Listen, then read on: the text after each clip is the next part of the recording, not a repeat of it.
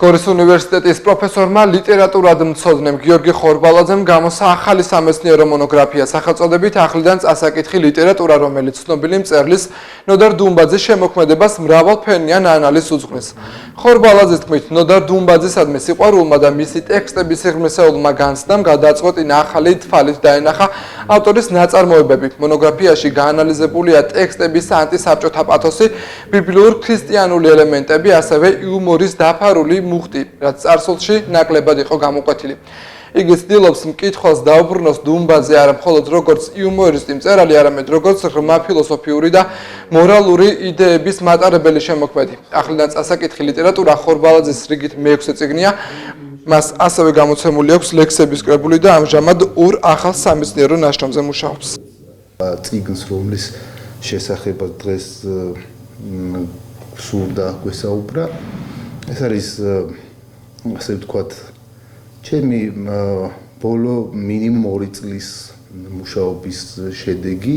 ამ მონოგრაფიაში არის ნოდარ დუმბაძის შემოქმედება, განხილული საკმაოდ სკრუპულოზურად, თითქმის ყველა რომანი არის მიმოხილული სხვადასხვა კონტექსტში და მე ვფიქრობ, რომ საინტერესო წიგნი გამოვიდა. რაოდენ გასაკვირიც არ უნდა იყოს, ნოდარ დუმბაძის შემოქმედებაზე ასე მონოგრაფიული ტიპის ნაშრომი არ იყო დღემდე შექმნილი.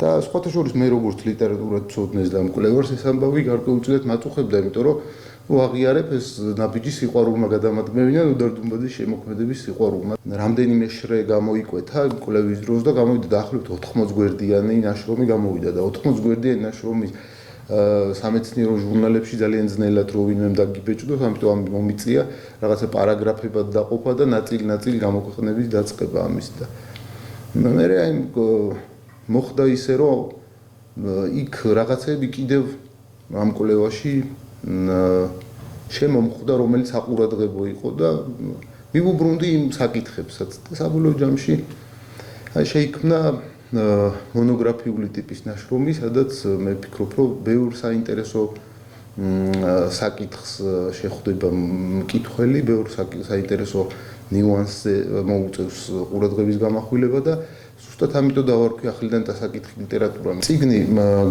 გამოსცა გამომცემლობა ინტელექტმა, პრეზენტაცია შედგა წიგნის მაღაზიაში შაქრობაბუა, რომელიც გამომცემლობის ასე ვთქვათ პარტნიორი წიგნის მაღაზია და 500 არის წიგნის ტირაჟი და როგორც ჩემთვის არის ცნობილი, წესით და რიგით უკვე უნდა იყოს სხვილ მაღაზიათა ქსელებში, როგორც არის ბიბლიუსი და სხვა ესეთი ქსელური მაღაზიები წიგნისა, რომელიც არის. ჯამში ეს არის ჩემი მეექვსე წიგნი, თუმცა აქედან 3 წიგნი არის მხატვრული ლიტერატურა, პოეზიაშიც მაქვს რაღაცა მცდელობები და ლექსების კრებულები მაქვს გამოცემული 3 და სამეცნიერო მონოგრაფიებს რაც შეეხება, ეს არის მესამე ასევე. მაქვს გეგმაში, რომ კიდევ შეიძლება თქვა სხვა ავტორების შემოქმედებაზეც გაგრძელდეს ეს ციკლი ახლიდან წასაკითხი ლიტერატურის, ნახოთ თუ ეს გამოვა ბედნიერი ვიქნები.